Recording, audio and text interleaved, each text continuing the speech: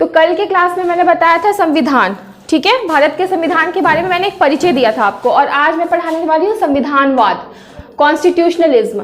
तो कॉन्स्टिट्यूशनलिज्म होता क्या है पहले उसके बारे में समझाती हूँ, लेकिन उससे पहले कल संविधान के बारे में बताई थी। तो संविधान के बारे में क्या बताई थी कि संविधान क्या है, एक फॉर्मूला हमें देता है, एक ढांचा तैयार करके देता है, और वो क्यों इंपॉर्टेंट है, तो हमारे देश की सरकार को कंट्रोल में करने के लिए। अगर वो नहीं हुआ तो हमारी सरकार क्या हो जाएगी, बेलगाम हो जाएगी। तो कल की क्लास में मैंने बहुत सारी चीज बताया था।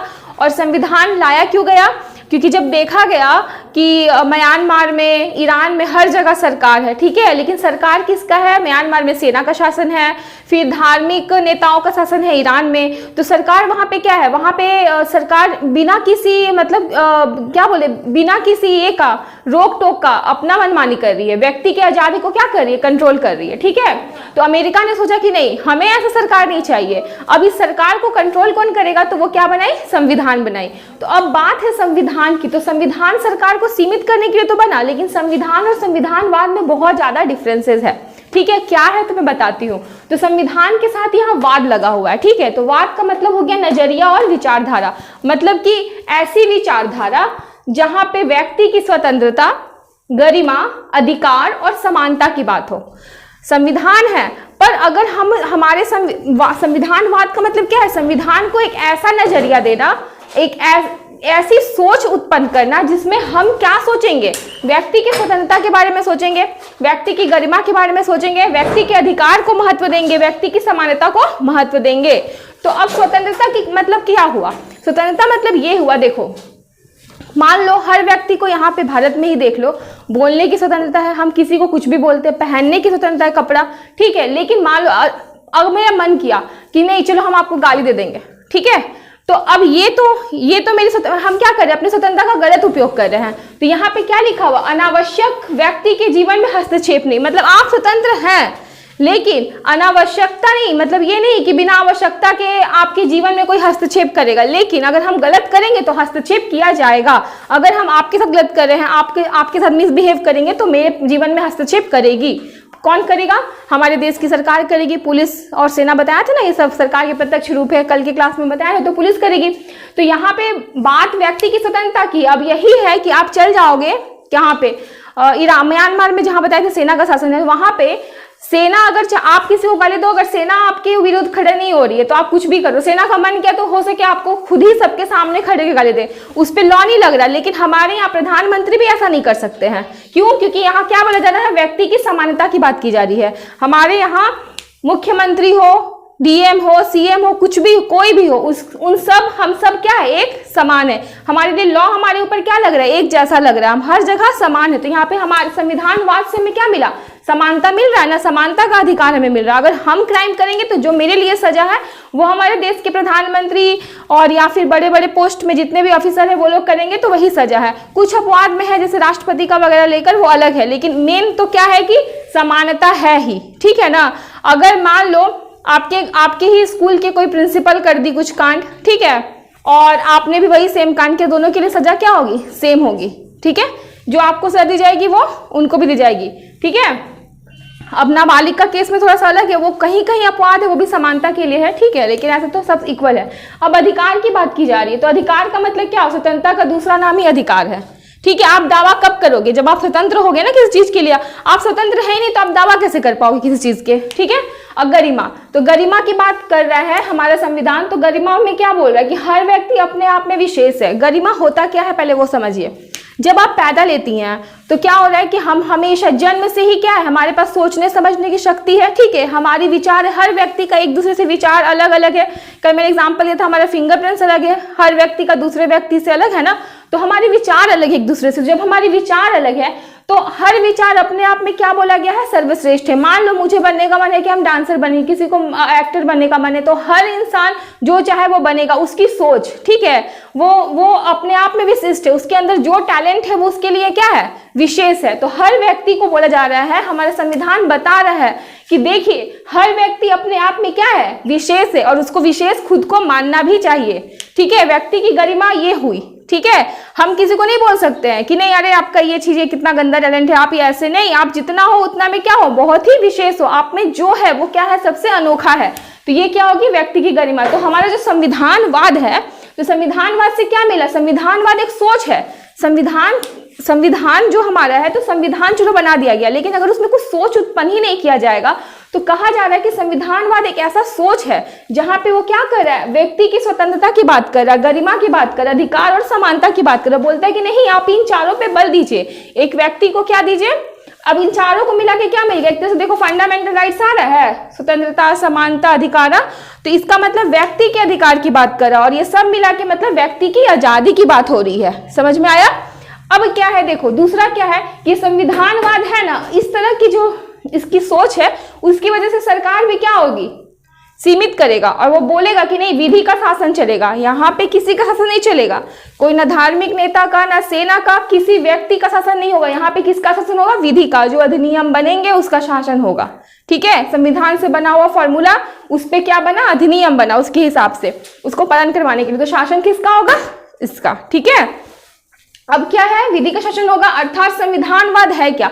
अब कुल मिला के संविधानवाद है क्या, तो संविधान एक हम ऐसे बोल सकते हैं कि संविधानवाद एक ऐसी विचारधारा है जहां व्यक्ति की स्वतंत्रता, गरिमा, अधिकार और समानता की बात की जाती है। ठीक है, जहां अभिव्यक्ति की आजादी है। ठीक है, जहां पे सरकार सीमित है, या शॉर्ट में हम बोल सकते हैं संविधानवाद इज इक्वल टू संवैधानिक सरकार, सीमित सरकार और विधि का शासन। तो संविधान और संविधानवाद में आपको अंतर समझ में आ गया। ये संविधान तो है, लेकिन अगर संविधानवाद नहीं होगा, वो नजरिया नहीं होगा, तो क्या हम वहां पे तो बोला गया है संविधान में, ठीक है, फंडामेंटल राइट्स दिए गए हैं, लेकिन अगर ये नजरिया, ये सोच मेरे अंदर नहीं होगा तो क्या हम उसको फॉलो करेंगे, नहीं करेंगे। तो ये नजरिया और सोच पैदा करना क्लियर है। अब आगे हम एक और टॉपिक डिस्कस करेंगे जिसमें ये होगा कि संविधान होना, संविधानवाद की क्या गारंटी है। मान लो अगर हम बोलते हैं, अब दिमाग में ऐसा आता होगा कि अच्छा ठीक है, हमारे देश में संविधान है तो संविधानवाद है, तो ये भी मत सोचिएगा, संविधान बहुत सारे देश में है लेकिन संविधानवाद नहीं है। अब क्यों नहीं है, अब इसके बारे में चर्चा करते हैं। ठीक है, चलिए तो चलिए नेक्स्ट टॉपिक में मैंने बात की थी कि संविधान होना संविधानवाद की गारंटी नहीं है। अब समझिए, अब देखिए संविधान कहाँ है, संविधान उत्तर कोरिया में भी है, संविधान म्यांमार में भी है, लेकिन क्या वहाँ संविधानवाद है, नहीं है। क्यों?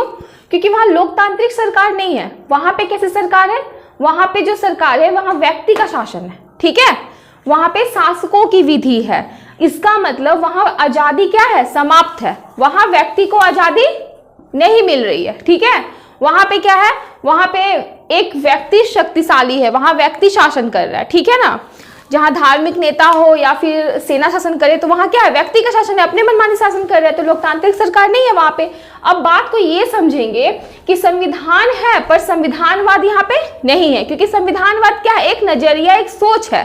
ठीक है, तो वो तो नहीं है वहाँ पे। वो क्यों देगा, कोई व्यक्ति, अगर मान लीजिए कल को इंडिया में मान लो मेरा ही शासन हो गया, तो अगर वहाँ पे मान लो हम संविधान फॉलो नहीं करना चाहें, मेरा मन, क्योंकि शासन किसका है, मेरा है, व्यक्ति का शासन है, समझ में आ रहा है। लेकिन इंडिया में व्यक्ति का शासन नहीं है। इंडिया में सर्वप्रथम किसको, कोई भी धार्मिक बुक हो, ग्रंथ हो, उन सब से ऊंचा क्या है, हमारा संविधान है। क्यों हुआ ऊंचा, क्योंकि हमने किसको फॉलो किया, हमने संविधानवाद को फॉलो किया, हमने एक सोच, एक नजरिया वो फॉलो किया कि नहीं, हम किसको आजादी दे रहे हैं, हम व्यक्ति की आजादी को महत्व दे रहे हैं। हम क्या दे रहे हैं, महत्व, स्वतंत्रता को, अधिकार को, समानता को, व्यक्ति की गरिमा को दे रहे हैं। तो हम संविधानवाद को वैल्यू देते हैं, और जैसे हम संविधानवाद को वैल्यू देते हैं वैसे ही क्या होता है, हमारे यहाँ विधि का शासन लागू हो जाता है, हमारे यहाँ व्यक्ति की स्वतंत्रता की बात होती है, व्यक्ति की गरिमा की बात होने लगती है, और संविधान क्या होता है, इंपॉर्टेंट हो जाता है, विधि का शासन इंपॉर्टेंट हो जाता है। ठीक है, अब नेक्स्ट हम क्या बोलेंगे कि इसका मतलब क्या हुआ कि संविधानवाद के विपरीत क्या हो गया, तानाशाह शासन। ठीक है, तो जहां पे तानाशाह शासन है वहां भी संविधान है, पर वहां क्या नहीं है, संविधानवाद नहीं है। तो ये तो समझ में आ गया कि जहां अगर तो आपसे क्वेश्चन पूछा कि जहां संविधान है वहां क्या संविधानवाद है, तो नहीं, ऐसे गारंटी नहीं है। अब एक और चीज की बताती हूँ, देखो ब्रिटेन, ठीक है, ब्रिटेन में संविधानवाद तो है पर संविधान नहीं है। जो ब्रिटेन है, ब्रिटेन में क्या नहीं है, संविधान नहीं है। ठीक है, तो संविधान नहीं है पर ब्रिटेन में क्या है, तो संविधानवाद है। ठीक है, संविधानवाद है। तो ब्रिटेन में संविधानवाद कैसे है, क्योंकि वहां की जो सरकार है ना वो लोकतांत्रिक के सरकार है। कैसी सरकार है, लोकतांत्रिक, लोकतांत्रिक सरकार है वहां पे, क्योंकि वहां पे व्यक्ति की आजादी की बात होती है, वहां व्यक्ति को स्वतंत्रता मिली है, समानता मिली हुई है। ठीक है, तो यहाँ तो नहीं ना है संविधान, पर क्या है, संविधानवाद है। क्यों? तब इसका मतलब क्या हुआ कि वहाँ का जो गवर्नमेंट है उसकी नजरिया कैसी है, व्यक्ति की स्वतंत्रता की बात कर रहा है, गरिमा की, अधिकार की, समानता की। इसका मतलब कि वहाँ पे सरकार कैसी है, लोकतांत्रिक है, वहाँ पे संविधानवाद है। लेकिन यहाँ पे भी संविधान है, यहाँ पे भी संविधान, लेकिन यहाँ पे संविधानवाद नहीं है। तो ये टॉपिक आपको क्लियर हो गया कि संविधान होना संविधानवाद की गारंटी नहीं है। ठीक है, अब इंडिया में संविधान भी है लेकिन संविधानवाद भी है। ठीक है, अमेरिका में क्या है, संविधान है और संविधानवाद भी है। तो अगर आपसे मान लो ऐसे 4 ऑप्शन में देके पूछेगा कि बताइए कि ऐसा कौन सी कंट्री है जहां पे संविधान के साथ संविधानवाद है, तो आप बता पाएंगे भारत में है, अमेरिका में है। ऐसी कौन सी कंट्री जहां संविधान है पर संविधानवाद नहीं है, तो भी आप बता पाएंगे। कौन सी कंट्री है, जल्दी बताइए। ब्रिटेन। हाँ, और ऐसा कुछ देश का नाम बताइए जहां पे संविधान तो है पर संविधानवाद नहीं है। उत्तर कोरिया हो गया, म्यांमार हो गया। समझ में आ गया ना, क्लियर है। इस टॉपिक को खत्म करते हैं और अब हम नेक्स्ट टॉपिक में पढ़ेंगे इंडियन पॉलिटी। इंडियन पॉलिटी, राजव्यवस्था क्या है। ठीक है, मैं समझाने जा रही हूँ भारतीय राजव्यवस्था। तो संविधानवाद के बारे में मैंने बता दिया कि वो एक नजरिया कैसे, जैसे आपके घर में कोई गेस्ट आता है, ठीक है, तो परंपरा क्या है कि अतिथि देवो भव, भारत की परंपरा है। लेकिन आप देव माने या ना माने वो आपकी सोच पे डिपेंड करता है, आपकी नजरिया को दिखाता है। ठीक है, तो आपकी नजरिया वैसी होगी तो आप क्या मानोगे, अतिथि को देव मानोगे। ठीक है, एक तो उसी प्रकार संविधानवाद एक नजरिया है जिसमें व्यक्ति की गरिमा की बात होती है और व्यक्ति की आज़ादी की बात होती है। ठीक है, और इंडियन पॉलिटी अब है क्या, तो इंडियन पॉलिटी में पहले हम अभी इंडियन पॉलिटी मतलब कि भारतीय राजव्यवस्था, और इंडियन पॉलिटी में हम किसके बारे में बात करने जा रहे हैं, संविधान। तो इसमें हम क्या पढ़ रहे हैं, संविधान को पढ़ रहे हैं और संविधान की तीनों शक्तियों को पढ़ रहे हैं। ठीक है, विधायिका की शक्ति, कार्यपालिका की शक्तियां और न्यायपालिका की शक्तियां। ठीक है, तो अब बात को ये समझना है कि इंडियन पॉलिटी में हम तो संविधान पढ़ रहे हैं। ठीक है, और संविधान के साथ साथ इंडियन पॉलिटी में क्या है, तो न्यायपालिका के निर्णय है। संविधान के साथ साथ इंडियन पॉलिटी में है क्या, तो विधि, संसद द्वारा बनाए गए विधि है। तो टोटल मिला के इंडियन पॉलिटी आखिर है क्या, पहले हमको इसको समझना होगा। तो इंडियन पॉलिटी को समझने के लिए पहले हमको अपने देश को समझना होगा। ठीक है, कि आखिर हमारे देश में संविधान की जरूरत क्यों पड़ी, आखिर हमारे देश में संविधान कैसे प्रारंभ हुआ, इन सब को जब तक हम नहीं जान पाएंगे अच्छे से, हम इंडियन पॉलिटी नहीं समझ पाएंगे। ठीक है, तो पहले हम ये बता दें कि देखो हमारे देश में क्या हुआ था, चुनाव होने वाला था और ये बहुत बड़े आश्चर्य की बात थी। क्यों थी, क्योंकि हमारा जो देश है ना इसमें बहुत विभिन्नता है। मैं पहले ही क्लास में बताई थी कि जम्मू कश्मीर से लेके कन्याकुमारी तक हमारे देश में इतनी ज़्यादा विभिन्नताएं हैं, क्योंकि एक गांव से जब हम दूसरे गांव जाते हैं ना तो हमारी बोली, वेशभूषा, हर कुछ चेंज हो जाता है। ठीक है, तो अब क्या था, मतलब भारत में चुनाव कराना मतलब कि 28 यूरोप कंट्री, ठीक है, अमेरिका, कनाडा, मतलब 30-32 देश को मिलाकर इक्वल टू भारत। तो और उस समय क्या था ना, हमारे देश में देखो संविधान में भी अमेरिका में संविधान बन चुका था, बहुत सारे देश में संविधान बन चुका था। उस समय वो सब देश क्या हो चुकी थी, विकसित हो चुकी थी, वहां पे एजुकेशन था। हमारे देश में उस समय वैसा एजुकेशन नहीं था। और ऊपर से क्या था ना कि हमारे देश की परंपरा, जैसे कि सुकुमार सिंह थे जो हमारे देश के प्रथम चुनाव आयुक्त थे, तो वो गए जब किसी गांव में चुनाव कराने के लिए, तो वहाँ एक महिला से अपने हस्बैंड का नाम, मतलब बताइए आपके हस्बैंड का नाम क्या है, तो वो बोली कि अरे हम कैसे बता सकते हैं अपने पति का नाम, हमारी परंपरा में पति का नाम लेना क्या है, पाप है, हम नहीं ले सकते हैं। तो ऐसे देश में चुनाव कराना था जहाँ पर इतनी ज़्यादा मतलब शिक्षा मतलब थी ही नहीं, बहुत कम एजुकेशन। ठीक है, अब वहां पे हमें चुनाव कराना था। ठीक है, इतना डेवलप नहीं था हमारा कंट्री, तो था, बहुत मुश्किल था। इसीलिए रामचंद्र एक किस्म से क्वेश्चन में पूछा भी था एग्जाम में, रामचंद्र गुहा ने बोला था कि it was the biggest experiment in the history of Mankind. ठीक है, ये बहुत बड़ा एक्सपेरिमेंट होने वाला था। ठीक है, तो अब क्या था कि देखो संविधान हमारा है, अब संविधान जब लिखा गया वो भी कोई मामूली काम नहीं था। हमारे देश में संविधान लिखना बहुत बड़ा काम था। क्यों, क्योंकि देखो विधायिका की शक्ति, कार्यपालिका की शक्ति, न्यायपालिका की शक्ति, इन सब की शक्ति लिखने के बाद भी हमारे देश का संविधान कैसा होना चाहिए, तो किसी की परंपरा, किसी की प्रथा को चोट ना पहुंचाए और किसी की परंपरा प्रथा रह ना जाए, मतलब इस तरह से समानता देना था। उस समय क्या था, निचली जाति के भी वर्ग में बहुत ज्यादा, ऊंची जाति में डिफरेंसेस थे ना। तो अब देखो हमारे संविधान में ना कहीं कहीं आरक्षण की बात की गई है। ठीक है, तो वो आरक्षण भी क्यों लाया गया, वो भेदभाव भी क्यों लाया गया, उनके स्तर को ऊपर लाने के लिए। जैसे कि हम एग्जाम्पल देते हैं, मान लो मैं पढ़ाई कर रही हूँ एक अच्छे कॉन्वेंट स्कूल में, मैं शहर में रहती हूँ, अच्छा मेरा मतलब स्थिति इकोनॉमिकल जो मेरा है वो बहुत सही है घर का। ठीक है, अब एक बच्चा है जो बहुत गरीब है, बहुत ज़्यादा अच्छे माहौल में नहीं पला बड़ा, साथ में ही एक सरकारी स्कूल में पढ़ाई करके आया है, अब हम सामान्य किसी ये क्या बोलते हैं कॉलेज में समझ लें किसी एग्जाम में हम बैठ रहे हैं, ठीक है, किसी गवर्नमेंट एग्जाम का ये वैकेंसी में बैठी, तो मेरा और उसका तुलना एक लेवल पे करना उचित तो नहीं था, तो इसलिए उसको क्या करना पड़ा, संविधान में छूट देना पड़ा। मतलब इस तरह से संविधान को सेट किया गया है ताकि नीचे वर्ग को भी क्या किया जाए, उत्थान किया जाए। मान लो मैं 10 सीढ़ी के ऊपर खड़ी हूं और कोई पहला सीढ़ी पे तो उसको समानता बोलेंगे नहीं ना, तो उसको थोड़ा सा तो ऊपर लाएंगे तब ना इक्वल होगा समानता। तो इस तरह से क्या हुआ, संविधान को तैयार करना मजाक नहीं था इंडिया में, ठीक है। अब इतना सब लिखने के बाद भी हमारा संविधान अभी तक क्या है, पूरा हर जगह पे आपको कहीं ना कहीं विवाद आएंगे संविधान में, ठीक है। क्यों? क्योंकि बहुत कुछ नहीं लिख पाएगा तो वो क्या बना, मैं पहली क्लास में थी, वो ढांचा बना के छोड़कर चला गया है। तो अब उस ढांचे में जैसे कहीं कहीं संविधान साइलेंट हो गया, एक एग्जांपल मैंने आपको दिया था, आर्टिकल 324, कौन सा आर्टिकल, 324, आर्टिकल 324 में संविधान ने बोला है कि क्या होगा, एक चुनाव आयुक्त होगा, निर्वाचन आयुक्त होगा।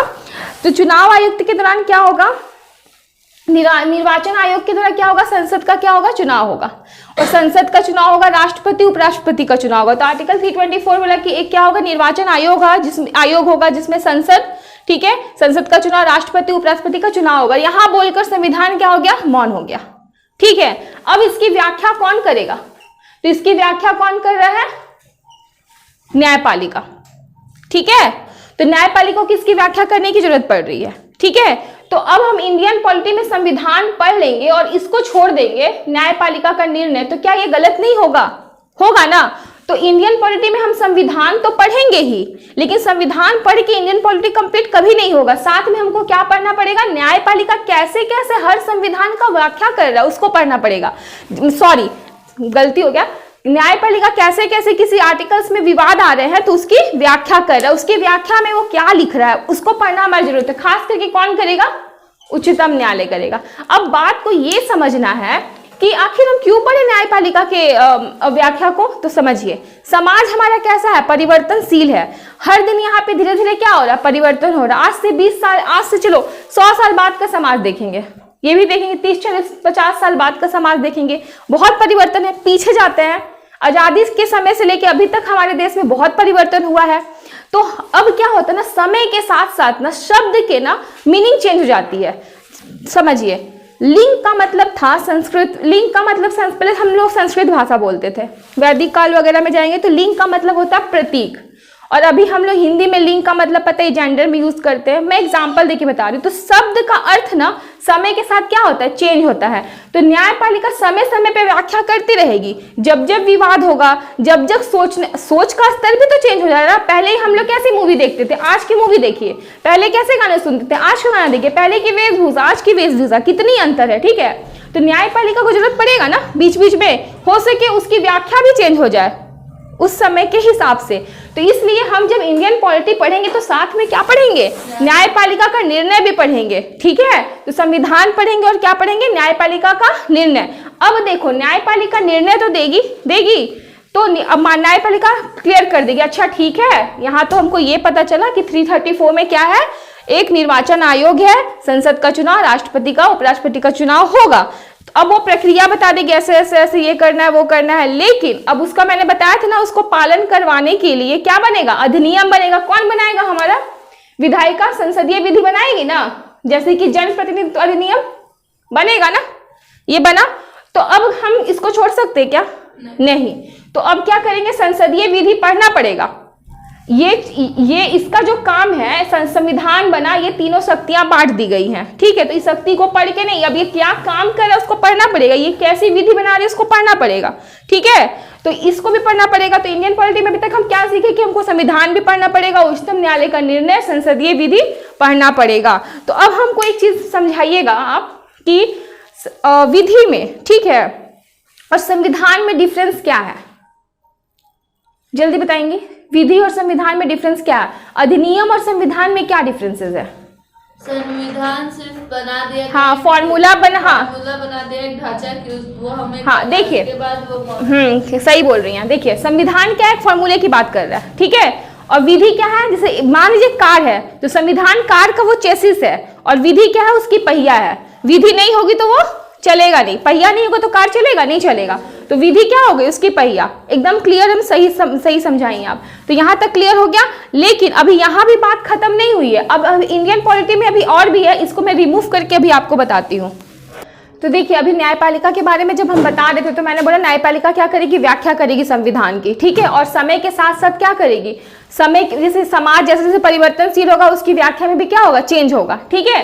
तो अब देखिए, जैसे हम कुछ एग्जाम्पल दे रहे हैं। जैसे आर्टिकल 124 में संविधान में है कि न्यायाधीशों की नियुक्ति राष्ट्रपति करेगा, ठीक है। उच्चतम न्यायालय और उच्च न्यायालय के न्यायाधीशों से परामर्श करेगा, ठीक है। लेकिन इसका व्याख्या करते हुए उच्चतम न्यायालय ने बोला कि नहीं, अब न्यायाधीशों की नियुक्ति कौन करेगा, कॉलेजियम, मतलब कि न्यायाधीशों का एक समूह। कॉलेजियम का मीन्स क्या हो गया, न्यायाधीशों का एक समूह, ठीक है।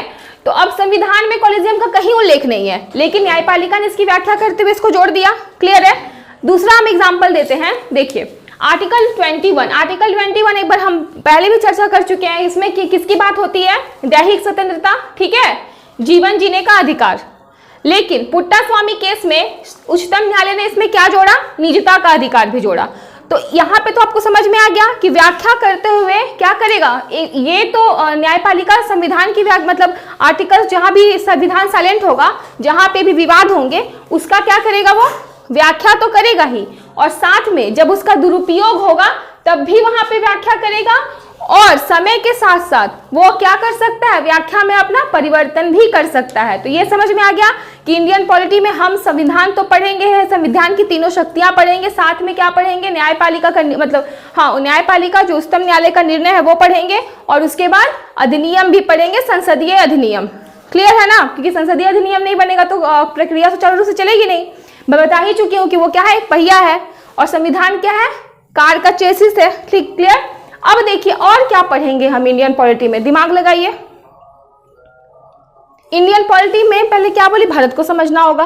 तो समझिए, हमारा जो समाज है वो परिवर्तनशील है। पहले क्या था, पिछड़े वर्ग के लोग यहाँ थे और उच्च वर्ग के लोग यहाँ है। मान लीजिए इतना डिफरेंसेस है। तो संविधान क्या हुआ, संविधान क्या करता है, समाज की रूपरेखा के हिसाब से तय बनाया गया है ना। संविधान की सरकार रूपरेखा तय करता है। तो अब क्या है कि जैसे जैसे ये पिछड़े वर्ग का धीरे धीरे क्या हो रहा है, समय के साथ साथ ये पिछड़े वर्ग ऊपर आ रहे हैं। तो ये इस तरह की परिस्थितियां संविधान को प्रभावित करेगी ही। तो इंडियन पॉलिटी में हम क्या पढ़ेंगे, फिर जाति भी पढ़ेंगे ना, जाति, धर्म, ये भी आ जाएगा। साथ में क्या आ जाएगा, अर्थव्यवस्था आ जाएगा। तो अब बताइए टोटल कुल मिला के इंडियन पॉलिटी हुआ क्या, इंडियन पॉलिटी क्या हुआ, फटाफट बोलिए। पॉलिटी में हम क्या पढ़ेंगे, संविधान। हाँ चलो, संविधान पढ़ेंगे, आगे संविधान पढ़ेंगे, आगे क्या पढ़ेंगे, संविधान विधि, संसदीय विधि, रुकिए, संसदीय विधि पढ़ेंगे, और उच्चतम न्यायालय, उच्चतम न्यायालय के क्या, उच्चतम न्यायालय के निर्णय, ठीक है, उच्चतम न्यायालय के निर्णय,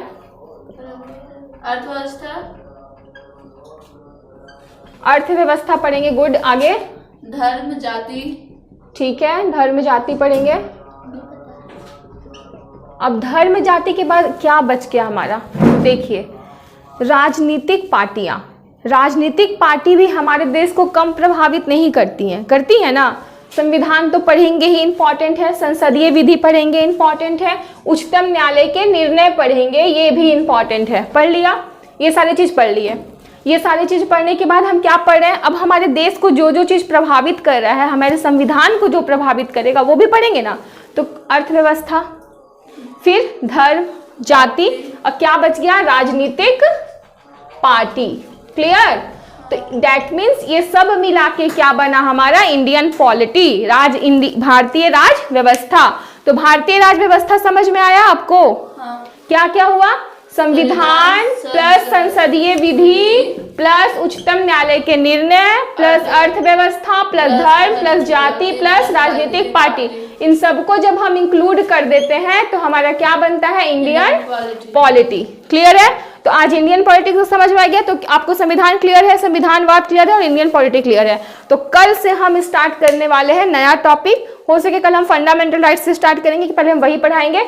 तो आई होप आपको समझ में आ गया होगा, और कोई भी डाउट होगा तो आप फिर हमको पूछ लीजिएगा, ठीक है। चलिए आज का क्लास यहीं खत्म कर देते हैं।